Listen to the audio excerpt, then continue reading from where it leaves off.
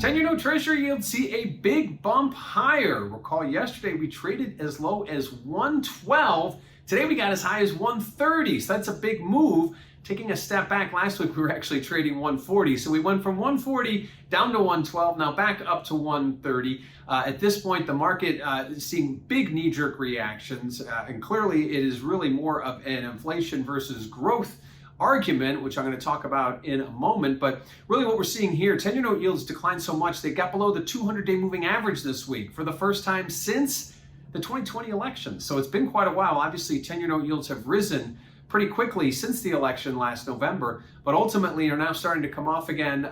Certainly we're not at those election lows, but we are back below the 200-day moving average, and clearly, or we were back below the 200-day moving average briefly. And at this point right now, we've seen momentum come on the upside, now to the downside very quickly, and now back to the upside. Clearly a risk on theme took over at some point yesterday, which started to push yields higher. Again, it is really all about inflation and growth. And at this point, treasuries are really reacting, something we haven't seen them do in quite a while. Treasuries tend to toe the line until there's an event, and then the event comes and treasuries react. They don't typically react on a moment-to-moment basis. One indicator of what we're seeing here, that we had a 20-year auction today. It was very poorly received, meaning demand was down.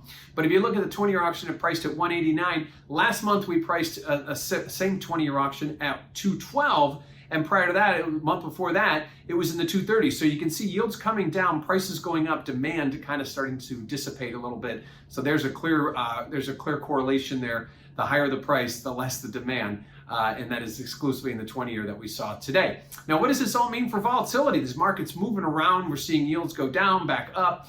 Well, ultimately, on the way down, we saw volatility moving higher as we broke out of the range. We broke out of that 140 to 160 area we'd gotten pretty comfortable in. Down to 112, it looked like there was no stop to it. Then we reverse higher, volatility comes down. And that's what we're seeing now. Volatility lower, despite the fact that we're not in that old range again, and yields are still historically low.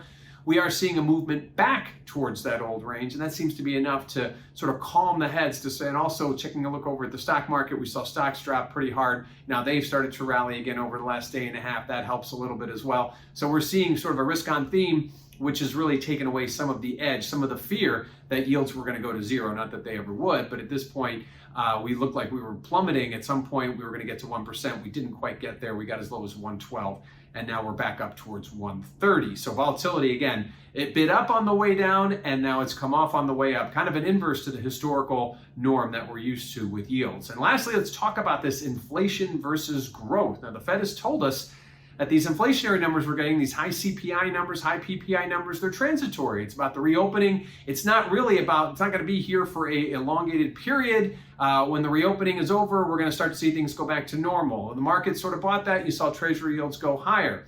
Now there's fear of growth risk. If there's any more lockdowns or partial lockdowns or whatever you want to call it globally, that could hurt, obviously, growth. That is really what the bond market is looking at. You saw those yields come down very, very quickly.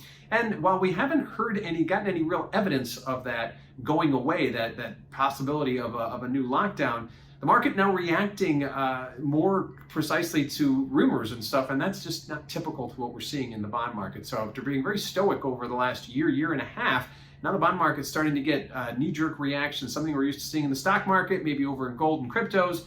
I'm not really seeing that in the bond market. Now we are. Now that all those expectations are going to probably come to a front when FOMC meets next week. So might get some clarity at that point. Because clearly we know what the Fed stance is. At least we know what Chairman Powell's stance is, and this is all inflationary growth is transitory. Growth is coming on the other side of this tunnel when we get through it, when we get back to full 100%. So at this point, the bond market may be realizing that, but had a little bit of a scare earlier this week, taking yields down to the lows. So bond market, seeing treasury yields trade as low as 112 yesterday, 130 today, and creeping higher ahead of next week's FOMC.